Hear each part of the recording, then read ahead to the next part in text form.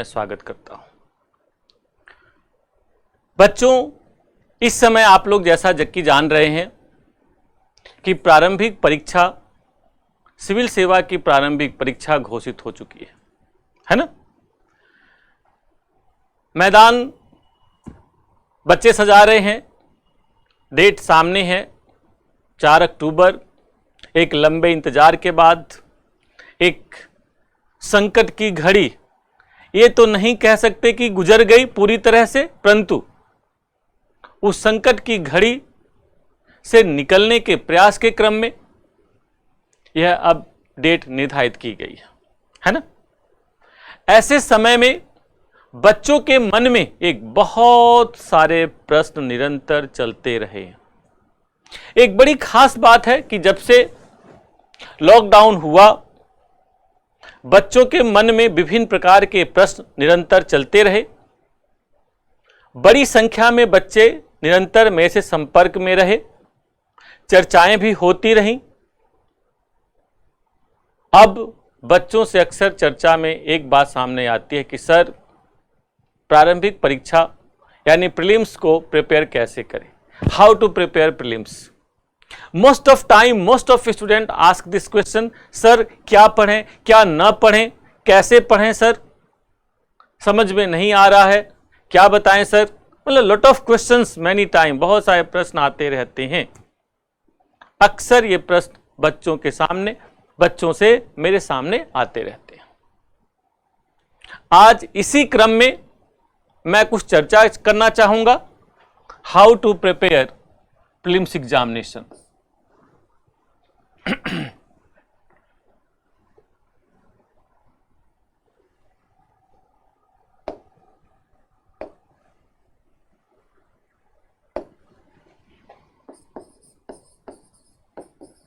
How to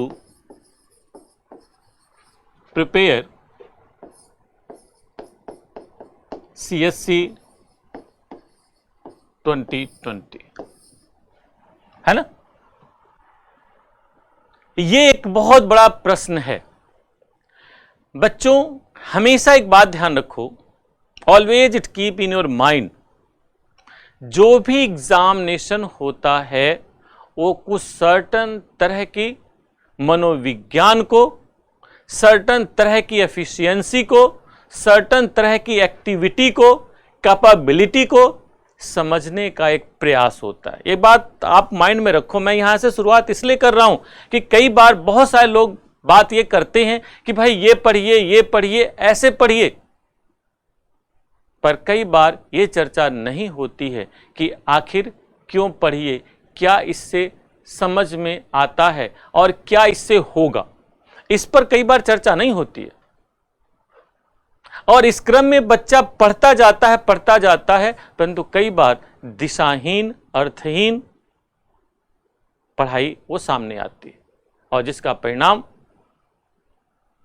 असफलता के रूप में दुखद ढंग से सामने आता है ना। आपको यह समझना होगा कि हम एग्जामिनेशन देने जा रहे हैं, क्या अपने बारे में बताने जा रहे हैं, या यूपीएससी ये एग्जामिनेशन ले क्यों रही है। कोई भी एग्जामिनेशन हो, आप कहीं पे भी जाओ, नॉट ओनली यूपीएससी, आप डिफेंस एग्जामिनेशन देने जाओ, हर एग्जाम का, एसएससी का एग्जामिनेशन देने जाओ, सीएपीएफ का एग्जामिनेशन देने जाओ, कोई भी एग्जामिनेशन जाओ, ये सभी बच्चों के लिए समहाउ अप्लाई है। उस बात को आप लोग समझिए कि आखिर परीक्षा की गहराई क्या है, क्यों है ना।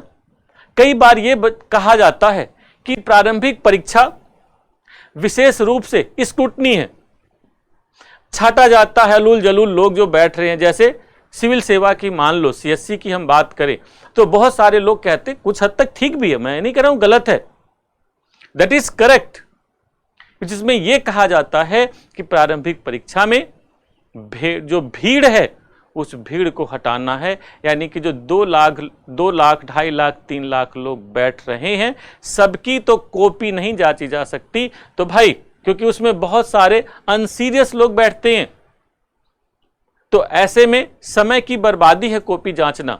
तो भाई ऐसे लोगों को एलिमिनेट कर दो, छांट दो, हटा दो। जो कुछ बेस्ट लोग हैं, यानी कि सीट का लगभग 12 से 13 गुना जो लोग बेस्ट हैं उनको बुलाओ। जैसे मान लिया 1000 सीट है, तो ऐसे में 12 से 13,000 लोगों की कॉल होगी मेंस राइटिंग के लिए, है ना। चलिए खैर, तो भीड़ छांटना एक उद्देश्य है, परंतु इस भीड़ छांटने के क्रम में एक और महत्वपूर्ण बात सामने आती है, और वो है कई चीजों की जो आपकी पर्सनालिटी में एसेंशियलिटीज है उसको समझने का प्रयास है। जैसे प्रारंभिक परीक्षा में इतना बड़ा सिलेबस दिया गया, डिफरेंट टाइप ऑफ टॉपिक्स दिए गए हैं, प्राइमरली यहीं से आपको यह समझने का प्रयास शुरू हो जाता है कि इस बच्चे में कितनी एफिशिएंसी है, ऑफिसर लाइक क्वालिटीज कितनी है। ये खास बात आप लोग ध्यान रखिएगा। ऑफिसर लाइक क्वालिटी का यहीं से फिल्ट्रेशन शुरू हो जाता है। जैसे आप लोग कभी यूपीएससी के पेपर को देखिए, कभी एसएससी के पेपर को देखिए, दोनों में डिफरेंस होता है। यूपीएससी के जो भी पेपर होते हैं वे ज्यादातर कॉन्सेप्चुअल होते हैं, उसके बीच बीच में फैक्ट्स होते हैं, आंसर की फ्रेमिंग काफी टफ होती है। तो वहीं एसएससी के पेपर देखेंगे ज्यादातर वन लाइनर्स होते हैं और सीधे सीधे पूछे जाते हैं, बहुत डीप कंसेप्ट्स नहीं होते। ये बड़ी खास बात है। एसएससी में क्वेश्चन जो होते हैं फैक्चुअल इसलिए होते हैं कि भैया रट लो, ये है तो ये है, जानते हो जानते हो, नहीं जानते हो नहीं जानते हो। कारण क्लर्क है, क्लर्क को ज्यादा दिमाग नहीं लगाना होता, क्लर्क को आदेश का फॉलो करना होता है। तो उस पर्सनालिटी को समझने की कोशिश करते हैं कि आदमी रटने की कैपेसिटी कितनी है और ज्यादा सोचता वोचता तो नहीं है। जो ज्यादा सोचा एसएससी नहीं निकाल पाएगा, ये बड़ी खास बात है। और जो थिंकिंग नहीं किया, थॉट नहीं किया, वो यूपीएससी नहीं निकाल पाएगा। क्यों भाई? यूपीएससी में ऑफिसर्स लाइक क्वालिटी में ऐसा बंदा होना चाहिए जो थॉटफुल हो, फैक्ट्स को भी दिमाग में रख सके। इतने सारे सिलेबस बनाए जाते हैं, उतने सारे फैक्ट्स को समझ सके, दिमाग में रख सके और समय आने पर उसका एक्सप्लेनेशन भी दे सके। इसीलिए बहुत सारे क्वेश्चन कॉन्सेप्चुअल पूछे जाते हैं, इस बात पर ध्यान दीजिए। फिर उसमें मल्टीपल ऑप्शंस होते हैं, स्टेटमेंट बेस्ड क्वेश्चन होते हैं, बड़े बड़े क्वेश्चंस होते हैं, ताकि बच्चा इतने सारे डायमेंशंस को एक ही प्रश्न में हो सकता है 2-2, 3-3 स्टेटमेंट बेस्ड क्वेश्चन हो जो अलग अलग टॉपिक से हो। तो एक ही सेकंड में वो कैसे कई सारी चीजों को रिलेट कर पा रहा है कि नहीं, ये एफिशिएंसी समझने का एक प्रयास है। आप लोग मूवीज देखते हो कि कभी आईपीएस ऑफिसर बैठा हुआ होता है और घटनाक्रम को सोच रहा है, तो देखो कितने सारे लिंक करता, अरे ये है ना। कई मूवी देखो आप लोग। तो यहां कहने का मतलब है कि सिविल सेवा की परीक्षा में, प्रारंभिक परीक्षा में आप अपने टॉपिक के कॉन्सेप्चुअल एस्पेक्ट को समझो, उसके साथ साथ फैक्ट्स को समझो। लगभग आधे क्वेश्चन फैक्चुअल होते हैं और आधे में से लगभग 60-70% क्वेश्चन बहुत सीधे सीधे होते हैं।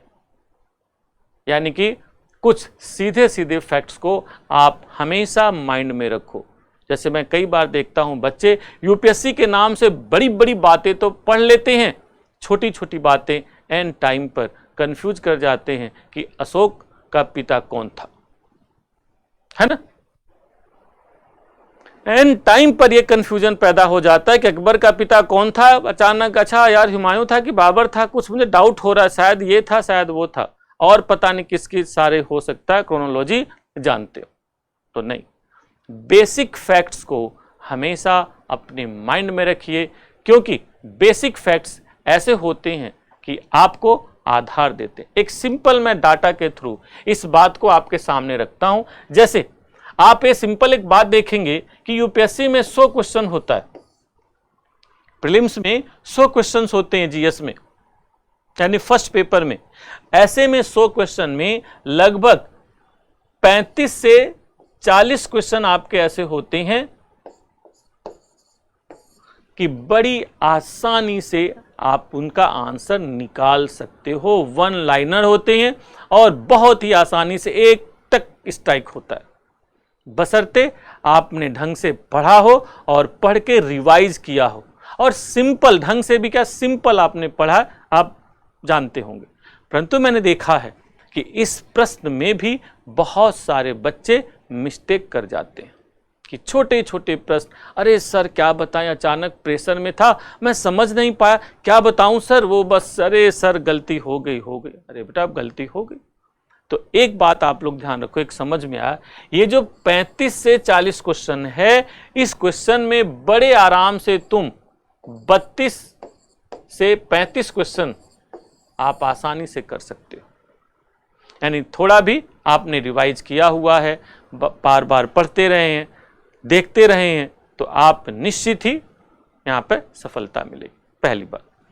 फिर आप एक खास बात देखोगे, इस 100 में से लगभग 30 से 35 क्वेश्चन ऐसे होते हैं जो कॉन्सेप्चुअल होते हैं। जिसने ठीक ठाक पढ़ाई की है, मुद्दों को समझा है, घटनाओं को समझा, जैसे आपके ज्योग्राफी में मैं बात करूं, विंड क्या है, रॉक्स क्या हैं, है ना, इस टाइप के बहुत सारे जो कॉन्सेप्ट्स होते हैं, ये बहुत सारे कॉन्सेप्ट्स या बहुत सारे कह सकते हैं, पृथ्वी का आंतरिक संरचना के बारे में, विशेषताओं के बारे में, जियोमॉर्फिक फोर्सेस के बारे में, जलधाराओं के बारे में, कैसे उत्पत्ति होती है, क्या प्रभाव डालती है, ऐसे सिंपल परंतु समझ वाले टॉपिक अक्सर पूछे जाते हैं। और इनको यदि आपने ठीक ठाक पढ़ा है तो बड़ी आसानी से लगभग 20 से 25 क्वेश्चन सॉल्व कर ले जाओगे, ज्यादा नहीं, 20 से 25, है ना। इसके अलावा एक बड़ी खास बात देखोगे, इस 100 में 10 से 15 क्वेश्चन ऐसे होंगे जब आप तब सॉल्व कर पाओगे जब बहुत अच्छी तरह से किसी चीज को पढ़े होगे, समझे होगे, सोचे होगे, मनन चिंतन किए होगे, अभ्यास किए होगे, then you will have able to solve it, otherwise you can't solve। confusion के चांस होंगे, और ऐसे में यदि आपने पढ़ा है, चीजों को समझा है, तो आसानी से 5-6 क्वेश्चन, 7 क्वेश्चन सॉल्व कर लेंगे। Easily you will have able to solve 5 to 7 questions, है ना। अब देखिए, आपको यहां पे सपोज 30 क्वेश्चन है, यहां पे सपोज 20 क्वेश्चन सॉल्व कर देते हैं, यहां पे 5-6 क्वेश्चन सॉल्व कर देते हैं, आपका जो क्वेश्चन की संख्या हो गई नियर अबाउट 55 to 57 क्वेश्चन। देखिए 55 to 57 क्वेश्चंस इजीली आप सॉल्व कर ले जाते हैं। और इसमें खास बात है, इनमें एक और भी गणित बनेगी कि नियर अबाउट 10 to 15 क्वेश्चन, या कहो 5 to 10 क्वेश्चन, कुछ भी हो सकता है, वो वेरी करता है। 5 to 10 क्वेश्चन ऐसे होंगे कि बेटा हिलेंगे नहीं, बड़े बड़े होंगे, कई बार काफी बड़े बड़े लिखा हुआ होगा, टाइम लगेगा पढ़ने में, या फिर ऐसे फैक्चुअल होंगे, या ऐसे होंगे कि आप प्राइमरली उसको प्रश्न को पकड़ नहीं पाओगे, है ना। आप तो पेपर में, बेटा मैं ये बात बड़ी जिम्मेदारी के साथ बोल रहा हूं कि इस शिक्षण से संबंधित कोई भी शिक्षक हो, वह भी सॉल्व नहीं कर पाएगा। भूगोल के क्वेश्चन मुझे भी बिठा दोगे, हो सकता है मैं भी सॉल्व नहीं कर पाऊं, क्योंकि ऐसे 5 to 10 क्वेश्चन का आंसर यूपीएससी या तो खुद जानती है या फिर खुदा जानता है, बीच में कोई नहीं जानता है। परंतु ये क्वेश्चन बड़ा डिसाइडिंग काम करते हैं। कैसे भाई? ये क्वेश्चन अक्सर देखा जाता है बच्चों के ऊपर प्रेशर का काम करता है, और कई बार देखा जाता है ऐसे अरेंजमेंट होता है पेपर का, ये यूपीएससी की बड़ी खूबसूरती है कि ऐसे बहुत सारे सेट में ऐसे 5-6 क्वेश्चन एकदम शुरू में ही सेट कर दिया जाएगा। शुरू में सेट होगा, बस बालक एकदम अरे राम रे, ये भी नहीं आया, ये भी नहीं आया, ये भी नहीं आया, अरे यार ये भी नहीं आया, और जब 7-8 क्वेश्चंस अचानक ब्लाइंड में जाएगा और देखेगा कहीं कुछ है ही नहीं, बस पैसेंस गड़बड़ाने लगता है। यही बस यूपीएससी की एक रणनीति होती है, यहीं से पर्सनालिटी समझ में आने लगती है। यदि आप पॉजिटिव माइंडसेट के व्यक्ति हैं, यदि आपने वर्कआउट किया है, अरे 5-6 क्वेश्चन गया, 10 क्वेश्चन गया, नो प्रॉब्लम, 90 क्वेश्चन तो मेरे सामने हैं और मैं कोई बात नहीं यार, मैं शुरू से नहीं सॉल्व करूं, पेपर पीछे से सॉल्व करूं, 100 से 1 की ओर आऊं। आप एक खास बात देखना, ये बात ध्यान रखना, जो भी बच्चे इस बार पेपर देने जा रहे हैं, सभी बच्चे इन बातों पर ध्यान दें कि जब भी आपके पेपर में शुरू में टफ क्वेश्चन हो तो ऐसे में तुरंत पीछे की ओर से जाइए और देखेंगे पीछे पेपर में क्वेश्चन बहुत इजी होंगे, तुरंत आप उसको सॉल्व कर देंगे, है ना। तुरंत आप सॉल्व करना शुरू कर देंगे और तुरंत बूस्टअप होगा। तो एक रणनीति पहली याद रही कि टफ क्वेश्चन से घबराना नहीं है, उलझना नहीं है। प्राइमरली आपने पढ़ा, कुछ माइंड में बातें आ रही हैं, देन थिंक करो, अदरवाइज छोड़ो, लीव इट, आगे बढ़ो। ये एप्टीट्यूड का एक टेस्ट है बेटा, यहीं पर बहुत से बच्चे जो टूट जाते हैं। इससे ये हमें पता चल जाता है कि बच्चा जब इसे सेलेक्ट कर लिया जाएगा तो आगे यदि प्रशासन में जाएगा तो ऐसी बहुत सारी समस्याएं आएंगी उसके सामने जहां पर ब्रेक डाउन कर सकता है। वही तेज तरार होगा, यदि समस्याएं हैं, एक बार देखा कि वो नहीं सॉल्व कर पाएगा तो सॉरी बोलेगा या फिर कहेगा सर मुझे ग्रुप ऑफ लोगों को बिठाया जाए जो कम से कम इस पर सलाह दें, कुछ और बातें बताएं, ये एक्सपर्ट दिए जाएं ताकि मैं इसको सॉल्व कर सकूं, है ना। ये एप्टीट्यूड असेसमेंट का पेपर है बेटा। तो यहां पर एक पहली बात, इससे उलझना नहीं है, यहां पर ज्यादा दिमाग खराब नहीं करना है, प्रेशर नहीं लेना है, ये बात आप लोग ध्यान रखिए। क्योंकि एक बात आप ध्यान रख लो, 5-6 क्वेश्चन ऐसे होंगे जिनका आंसर टीचर भी नहीं जानेंगे, यूपीएससी या तो खुद जानती है या खुदा जानती है। नहीं विश्वास तो जब पेपर होता है तो आप पेपर मिला के देख लो, एक्स कोचिंग के, वाई कोचिंग के, जेड कोचिंग के, कै कोचिंग के, बै कोचिंग के, गे कोचिंग के, यानी डिफरेंट कोचिंग के आंसर्स अलग अलग कुछ प्रश्नों पर आएंगे। कोई बी बोलेगा, कोई सी बोलेगा, किसी का लॉजिक कुछ और होगा, किसी का लॉजिक। बात समझ में आ रही है? चलिए अब काम कहां से करना है, काम यहां से करना, जो मेजर हमारा एरिया, यानी बेसिक को आप रिवाइज करो और उसका बेस्ट तरीका एनसीईआरटी। इसीलिए देखोगे हर एक्सपीरियंस टीचर एनसीईआरटी पढ़ने को कहता है कि आप एनसीईआरटी पढ़ो, है ना। 6, 7, 8 से लेके 10 तक की जो एनसीईआरटी है जरूर पढ़िए आप लोग। लगभग सबकी एनसीईआरटी आप कहेंगे अरे सर 6, 7, 8 की क्या पढ़े, वो तो बच्चों वाली है। बेटा बच्चा ही सबसे बड़ा लर्नर होता है, तो एक बार उसे पढ़ के देखो, आपके दिमाग में बहुत सारी चीजें खुलनी शुरू हो जाएंगी। ये बात समझ में आ रही है? तो यहां पे पहला काम आपका हो गया, एनसीईआरटी के थ्रू अपने बेसिक फैक्ट्स के नोट्स बना लो। बेसिक फैक्ट्स के थ्रू आप लोग चीजों को देखो, है ना। मैं जल्दी ही हो सकता अपने चैनल पर एटलस आईएएस जो मेरा चैनल है उस पर एनसीईआरटी की मैं क्लास भी शुरू करूंगा, ज्योग्राफी की, ठीक है, जहां पर कुछ बेसिक बातों को डिस्कस करूंगा। 6, 7, 8 की एनसीईआरटी से मैं शुरू करूंगा, क्योंकि एक बात ध्यान रखो, 6, 7, 8 की जो ओल्ड एनसीईआरटी स्पेशली, वो ऐसी रामबाण औषधि है जो आपकी बहुत सारी समस्याओं को देखते देखते सुलझा देती है ना। तो यहां पर इसके लिए फिर ये जो क्वेश्चन है लगभग 30 to 35, ये जब आप 10th 11 के एनसीईआरटी पढ़ेंगे, मैं ज्योग्राफी की कंटेक्स्ट में बात कर दूं तो कई बार बायो के लिए, साइंस के लिए 11th की पढ़ने की जरूरत नहीं होती, आपकी 9th 10th की बहुत है ना।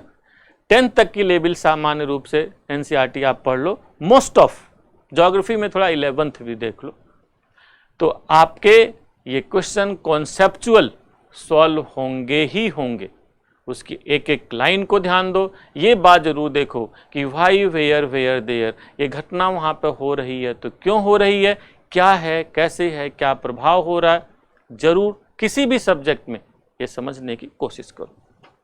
क्लियर। देन आफ्टर ये जो क्वेश्चन है 7, 8, जब ये आप एनसीईआरटी 9, 10th की ध्यान से पढ़ोगे तो इस लेवल में भी आसानी से पेनिट्रेट कर पाओगे और ये लेवल हमें सोचना ही नहीं, इस पर हमें दिमाग ही नहीं लगाना। तो कहने का मतलब यह है कि आपके पेपर में 80 से 90 क्वेश्चन आपके रीच में होते हैं। यदि सही रणनीति से काम किया जाए तो बहुत आसानी से आप सॉल्व कर ले जाओगे। कितने? 55 से 60 क्वेश्चन। आपका तो सिलेक्शन वैसे ही 52, 53, 54, 55 पे हो जाता है, परंतु बच्चे पढ़े हुए हैं, वो वाली बुक, वो कश्यप पढ़ लो, डीडी बसु पढ़ लो, कश्यप पढ़ लो, ज्योग्राफी की उन वाली बुक पढ़ लो, समिंदर सिंह की बुक ज्योग्राफी पढ़ने, जीएस के लिए जो कई बार बच्चे पढ़ने लगते हैं, पता नहीं कौन कौन सी भारी भारी बुक्स। अरे बेसिक पढ़ो। यूपीएससी हमेशा आपकी बेसिक टेस्ट करते कि बच्चा कितनी समझ वाला है, कितने मिनिमम रिसोर्स में यह मैक्सिमम आउटपुट दे सकता है, क्योंकि एक्सीलेंसी वही है कि मिनिमम में मैक्सिमम हो बेटा। इससे एप्टीट्यूड पता चल जाता है बच्चे का। अदरवाइज मैं देखता हूं बहुत सारे बच्चों के कमरे में खूब सारी किताबें भरी रहती हैं, सजी रहती हैं, पर कभी देखी नहीं जाती, या उन किताबों के पढ़ने क्रम में इतने बोझ से दब जाते हैं कि कंफ्यूज हो जाते हैं कि जीवन में है क्या, है ना। तो हमें कंफ्यूज नहीं होना, हमें क्लैरिटी के साथ रहना, पहली बात। सेकंड, यूपीएससी के प्रीलिम्स में क्लैरिटी का भी टेस्ट हो जाता है। जब 4 ऑब्जेक्टिव आपके सामने होते, आंसर होते, तो आप यदि मुद्दों की समझ नहीं रखते हैं, जैसे कॉन्सेप्चुअल क्वेश्चन जो होते हैं, घटनाओं की समझ आप में नहीं होगी, मुद्दों की समझ नहीं होगी, तो ऐसे में तुरंत कंफ्यूज होना शुरू हो जाएंगे, है ना। या फिर कई बार जल्दी से आपको हड़बड़ी रहती है फटाफट आंसर ऑप्ट करने की, मारना है ये, मार दिए बी। इसका मतलब इस बच्चे में पैसेंस नहीं है, समझ नहीं है, क्लैरिटी नहीं है, तो अधिकारी नहीं बनना चाहिए। देखा यूपीएससी कितना समझ ली। फिर ये जो 100 क्वेश्चन है थोड़े बड़े बड़े होते हैं, लेंदी होते हैं, इस तरह से फ्रेमिंग होती है कि कई बार मैं बहुत सारे बच्चों को देखता हूं पूरे 100 क्वेश्चन भी नहीं पढ़ पाते हैं, और कई तो पढ़ते रह जाते हैं, टाइम ही नहीं बचता है गोला लगाने के लिए।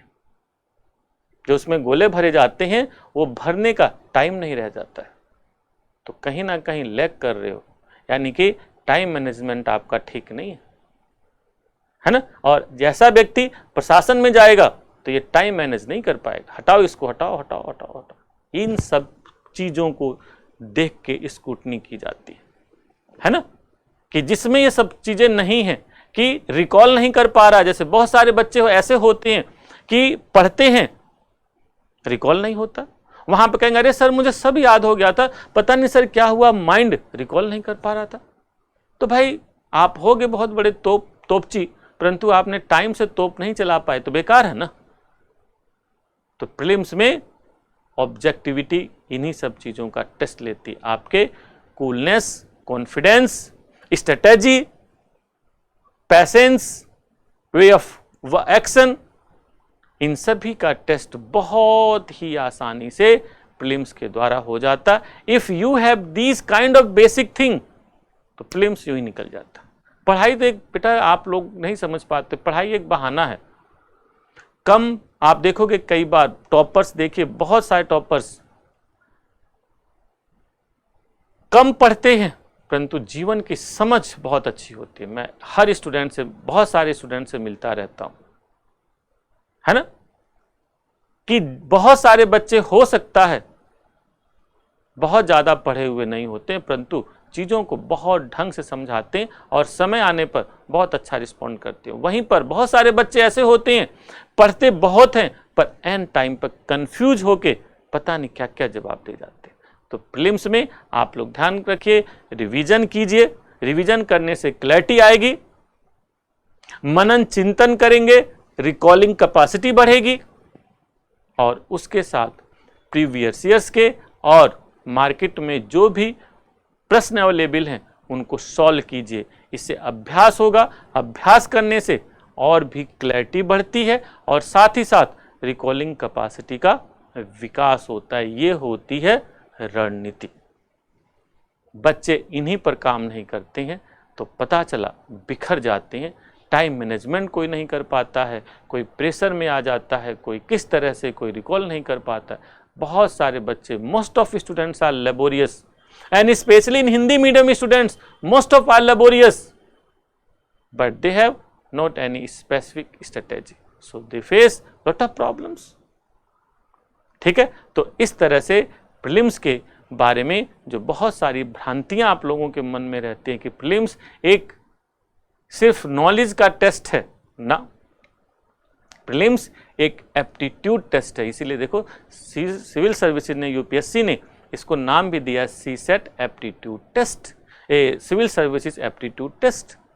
एप्टीट्यूड किसका? अधिकारी का। एक सिविल सर्विसेज अधिकारी के अंदर क्या क्या एप्टीट्यूड होना चाहिए? शार्प रिकॉलिंग कैपेसिटी, अंडरस्टैंडिंग, है ना, क्लैरिटी, रिकॉलिंग कैपेसिटी, ये सभी गुण उसके अंदर होना चाहिए।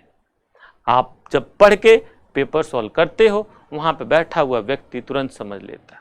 चलिए भाई, एक तो यहाँ पर ये सब बातें।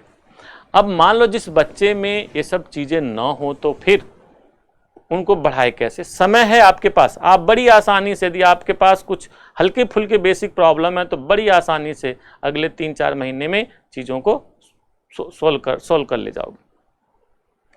एक तो सबसे पहले आप जो बच्चे, ये मैं बड़ी जिम्मेदारी के साथ बोल रहा हूँ कि जो बच्चे लेट नाइट जग कर पढ़ते हों, प्लीज़ बच्चों, प्लीज़ लेट नाइट जग के मत पढ़ा करो, है ना। आप मान लो बात को मेरी।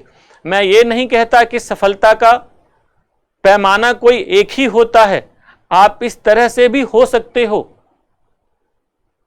बहुत सारे बच्चे होते भी हैं और वही कई बार आदर्श के रूप में सामने भी आ जाते हैं बहुत सारे बच्चों के लिए, परंतु आप प्रकृति के नजदीक रहते हुए और सस्टेनेबिलिटी का ध्यान रखते हुए यदि कार्य करो तो आपके लिए ज्यादा बेहतर होगा। कैसे? मैं थोड़ी व्याख्या बड़ी ब्रीफ करना चाहूंगा। इस रूप में व्याख्या मैं करना चाहूंगा कि कई बार बच्चे लेट नाइट जग, यानी कि रात के 2-2 बजे, 3-3 बजे, 4-4 बजे तक पढ़ते रहते हैं और उनका एक लॉजिक बड़ा ही कारगर लोगों को लगता है, यार रात में ना बड़ी शांति सी रहती है और कंसंट्रेशन बनता है, भाई बड़े ध्यान से पढ़ते जाते हैं। ठीक बात है, हो सकता है, परंतु इसके एवज में क्या क्या चुकाना पड़ता है? Immediate health, wealth. अक्सर ऐसे बच्चे बीमार होते हैं, कॉन्स्टिपेशन की प्रॉब्लम होती है, कई बार बहुत से बच्चों का वेट बढ़ता है तो बहुत से बच्चों का वेट लूज भी हो जाता है। यदि गर्ल्स हैं तो हो सकता है कुछ समय बाद सर दर्द की प्रॉब्लम तेज हो जाए, यानी कि माइग्रेन की प्रॉब्लम भी हो सकती है। और एक सबसे खास बात और समस्या आती है जो आपको ध्यान देना चाहिए और अधिकांश बच्चे नहीं देते हैं, कि जब मान लो आप लेट नाइट तक जगते हैं तो फिर क्या प्रॉब्लम आएगी? जैसे मान लिया आप साल भर 2 साल से लेट नाइट रात के 2 बजे जग के पढ़ रहे हैं, रात में 2 बजे से 3 बजे तक पढ़ रहे हैं, तो क्या होगा? यदि आप लेट नाइट में जग के पढ़ रहे हैं तो पेपर वाले दिन क्या आप जल्दी सो जाओगे? बहुत सारे बच्चे अक्सर देखता हूं मैं, ये कहते हैं कि सर मैं उस रात में ना 10 बजे सो जाता हूं, 10-11 बजे सो जाऊंगा। बेटा नींद नहीं आएगी। रोज जब सोए हो रात के 3 बजे 2 बजे तो कैसे उस दिन 10 बजे सो जाओगे? और यह भी सत्य है, यदि टाइमली नहीं सोओगे तो वहां पर भी बेस्ट परफॉर्म नहीं कर पाओगे। ये भी बड़ी खास बात है। बेस्ट परफॉर्म के लिए माइंड का कूल काम होना बहुत जरूरी है। मैं अक्सर कई बच्चों को देखा हूं, बच्चे कहते हैं कि सर फर्स्ट पेपर में तो मैं बड़े आराम से रात के 3 बजे तक जगा था, रिवाइज किया, फिर मैं सो गया 2-3 घंटे के लिए, और फिर सुबह उठा 6 बजे और फिर मैं पेपर अपना चला गया देने के लिए। फर्स्ट पेपर में मुझे कोई प्रॉब्लम नहीं हुई, परंतु जब सेकंड पेपर में गया तो आंखें झेपने लगी। जरा सोचिए, जो रात के 2, 3, 4 बजे तक बच्चे जगते हैं वे अक्सर दिन में 10, 11, 12 बजे तक सोते हैं, है ना।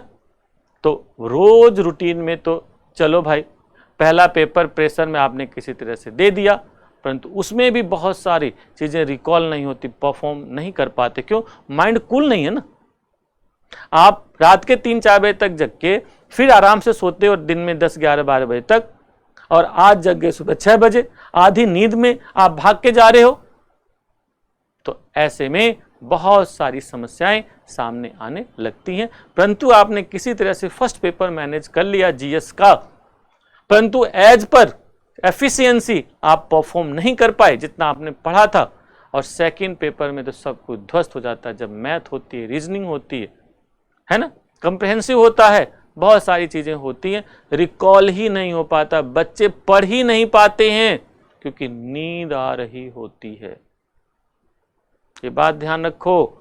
रिजल्ट क्या होगा? सेकंड पेपर में अक्सर बच्चों के साथ डिबैकल हो जाता है, और या तो फर्स्ट पेपर में किनारे पर पहुंचते पहुंचते गिर जाते। क्या भाई, क्या बताएं सर, 48, 48, 49 सही है सर, केवल 2 क्वेश्चन सर वाले गलत हो गया, 50 सही है सर, एकदम बाउंड्री पे हैं।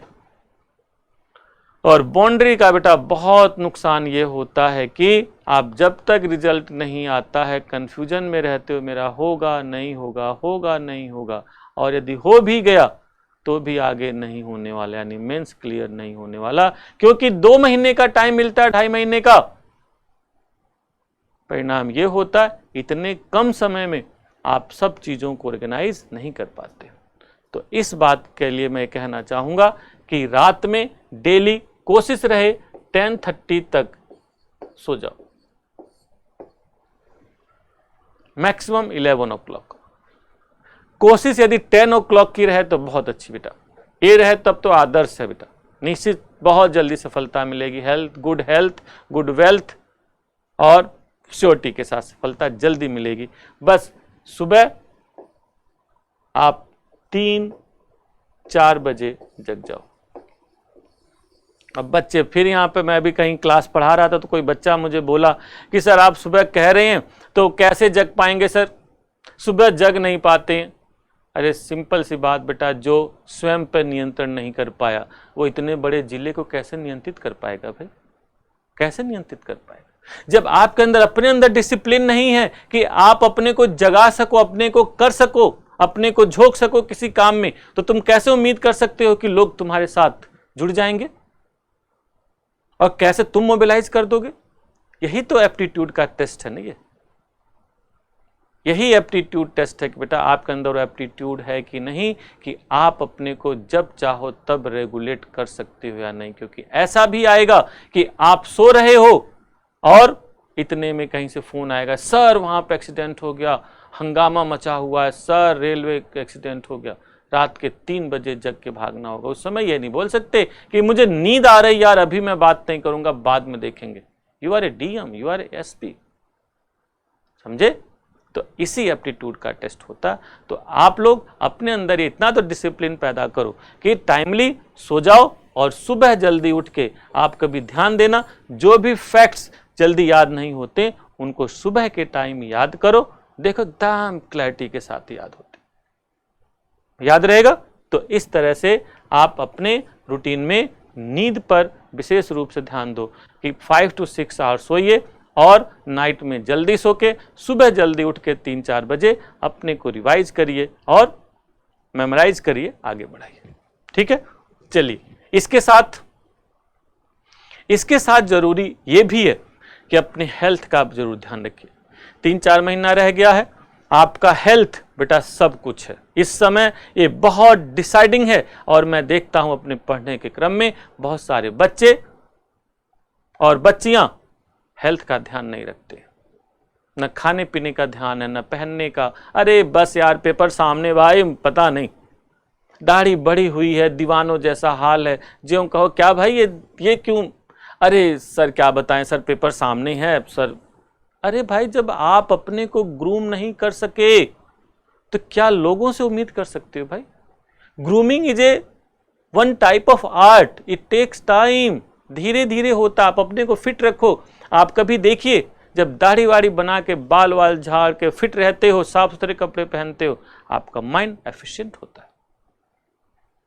अपने सराउंडिंग में बच्चे स्वच्छता का ध्यान नहीं रखते। मैं देखता हूं बिस्तर गंदे पड़े हैं, बदबू आ रही है।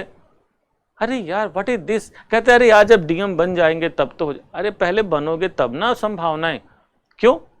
आपके अंदर खुद डिसिप्लिन नहीं है।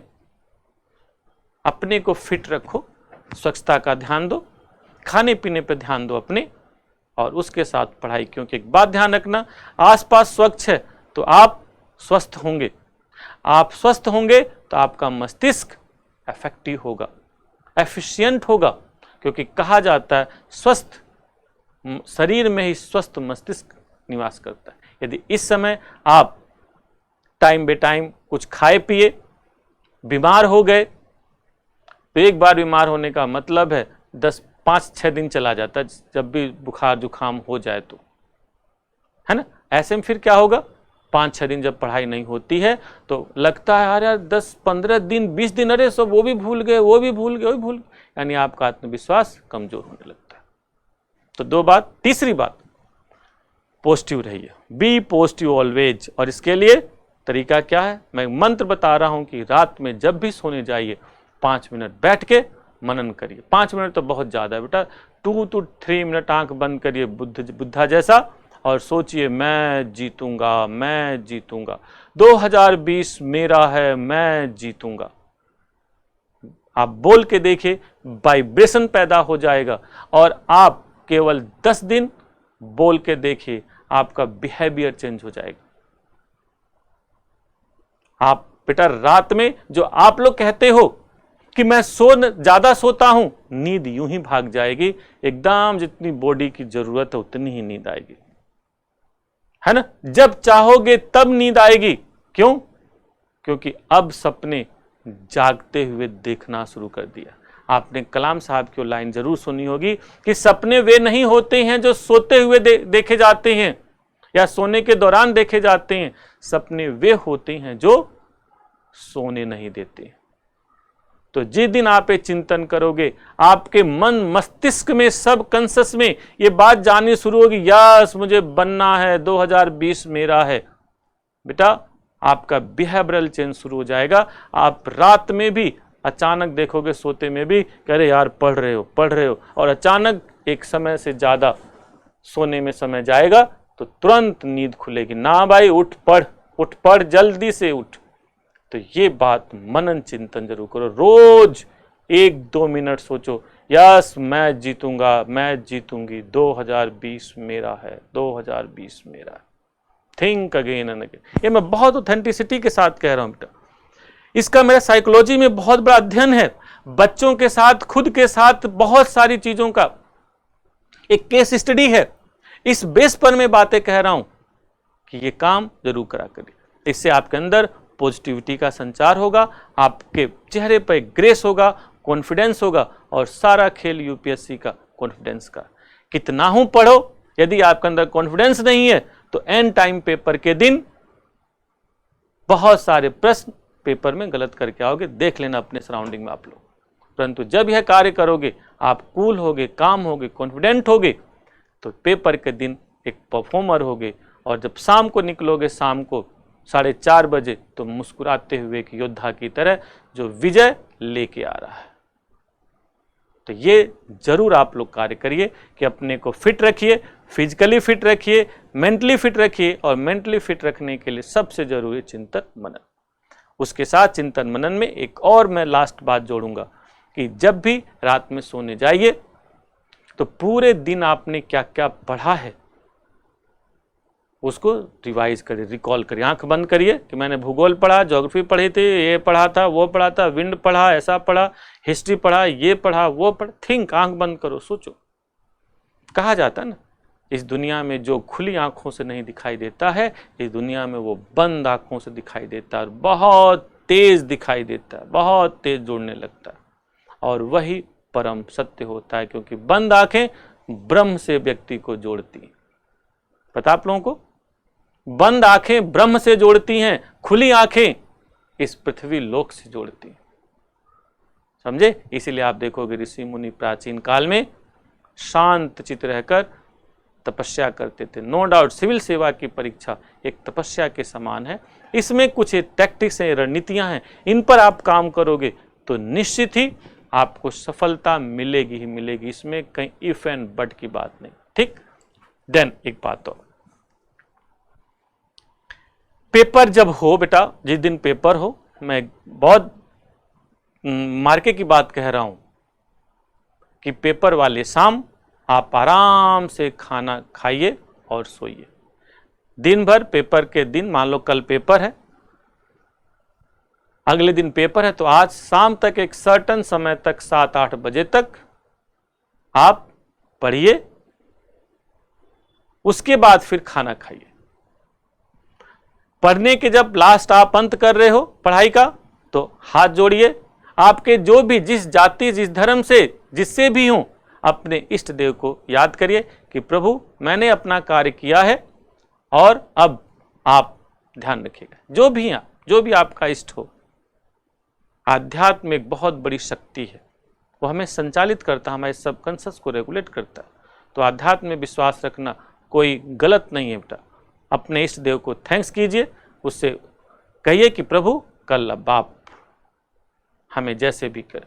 खाना खाइए, बढ़िया खाना खाइए और मस्ती से 10 बजे सो जाइए, 11 बजे सो जाइए और सुबह उठिए, आराम से उठिए और नहाइए धोइए और सेंटर पे कम से कम आधा घंटा पहले पहुंच ही जाइए। और सेंटर के बारे में 4-5 दिन पहले आप अपनी इंफॉर्मेशन कलेक्ट कर लीजिए कि कैसे जाना होगा, कैसे क्या करना होगा, कितना टाइम लगता है, और उस टाइम के अकॉर्डिंग हर दशा में आधे से पौन घंटा पहले आपको सेंटर पर पहुंच जाना है। यदि 9:30 बजे से पेपर होता है तो 9 बजे तो एंट्री ही शुरू हो जाती है, तो 9 बजे नहीं पहुंचना है, 8:30 बजे पहुंच जाना है। यानी क्यों कहा जाए, पेपर से 1 घंटा पहले ही, मेरा शुरू में मतलब था एंट्री टाइम से, तो 1 घंटा पहले पेपर पहुंचो ताकि वहां पर आप कूल हो, शांत हो। और एक बात और, जाते समय जब रास्ते में जाओ तो कोई भी ये बुक्स वगैरह पतली पतली होती हैं, ये लेके पढ़ने की जरूरत नहीं है। शांत रहो एकदम, और ना तो किसी दोस्त से पूछने की जरूरत है और ना तो किसी दोस्त को बताने की जरूरत है। ये मैं किसी दुर्भाव से नहीं बोल रहा हूं, इसमें दुर्भावना नहीं है कि मैं किसी को बता दूंगा तो वो सफल हो जाएगा, मैं बुद्धू हो जाऊं, मैं असफल नहीं। यहाँ मतलब ये है कि जब पेपर देने जा रहे होते तो ज़्यादातर बच्चे कंफ्यूज होते रहते हैं, कई बार प्रेशर में रहते हैं। तो कई बार खासकर वो बच्चा जो कंफ्यूज रहता है तुरंत पूछेगा, यार इंडिया में नौकरी के लिए कहाँ है जरा बताइए, बड़ा पूछता है कहाँ पे। तो इतने में अचानक कोई बोले, अरे वो तो मणिपुर में है। तो तुम बोल, नहीं वो मेघालय में है यार, मेघालय में। कहेगा नहीं मणिपुर में मैंने पढ़ा था। लो भाई, कन्फ्यूजन पैदा होगा अचानक। अब पता है लोकटक झील कहाँ है, उसका भी कंफ्यूजन पैदा हो गया। आपने तो पढ़ा है कि हाँ नौकरेक मेघालय में है और लोकटक मणिपुर में है, आपको कंफर्म है। परंतु जो उस बच्चे ने कुछ ऐसी बात की, तुरंत कंफ्यूजन शुरू। तो उसने पूछा तो भी समस्या, आपने सही बताया, खुद वो कंफ्यूज है, आपको कंफ्यूज करना शुरू कर देगा। तो ऐसे में कह भाई अब शाम को फैसला होगा, देख तू भी शांत रहे, मैं भी शांत रहूं, अब फैसला शाम को होगा, राइट या रॉन्ग क्या है। सेकंड बात।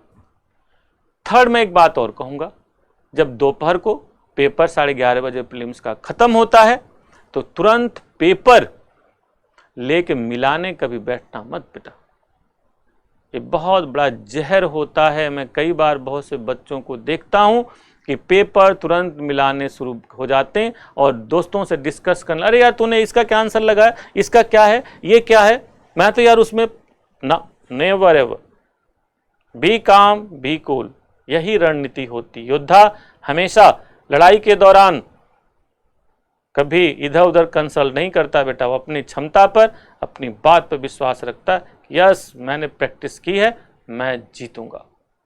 तो आप उस समय शांत रहिए, ना तो किसी इस तरह के डिस्कस में पढ़िए और ना डिस्कस करिए। जाइए आराम से बढ़िया लाइट खाना खाइए, हल्का, मतलब खाना जरूर होना चाहिए बेटा, एनर्जी बहुत जरूरी है।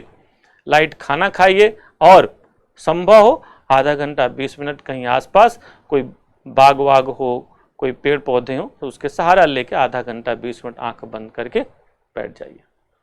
फिर उठिए, आराम कर लीजिए, मतलब मन शांत हो जाता है। क्योंकि कहा जाता है संघर्ष विराम संघर्ष, गांधी जी की बड़ी अच्छी रणनीति थी कि अगले संघर्ष के लिए एक आराम करना जरूरी है। छोटा सा नैप यदि आप ले लेते हैं, माइंड कूल है, काम है, आप फिर उठिए, मुंह हाथ धोइए और फिर सेंटर पर पहुंचिए। निश्चित ही आप सफल होंगे। जब शाम को 4:30 बजे निकले, उसके बाद दोस्तों से बात करिए कि हाँ भाई देख, ये मैंने ये लगाया है, ये लगाया है, ये आंसर है, ये आंसर है। ठीक है, तो इस तरह से कार्य करिए, निश्चित ही सफलता मिलेगी। ये सभी प्रीलिम्स की कुछ ऐसे टिप्स हैं जहां पर प्राय लोग डिस्कस नहीं करते हैं और इन्हीं छोटी छोटी बातों में बच्चे उलझ जाते हैं, जहां उनकी प्रोडक्टिविटी मेहनत करने के बाद भी, सिलेबस में सर खपाने के बाद भी प्रोडक्टिविटी सामने नहीं आ पाती है। ठीक है, तो इन्हीं सभी बातों पर आप लोग कार्य करिए। मेरी सभी शुभकामनाएं आप लोगों के साथ हैं। कुछ और इसी तरह की बातें मैं कुछ और अगले अपने लेक्चर में डिस्कस करूंगा और टिल देन मुलाकात आगे होती है, हम लोग मिलेंगे, डिस्कस करेंगे। मेरी अगेन सभी शुभकामनाएं आप लोगों के साथ। Thank you.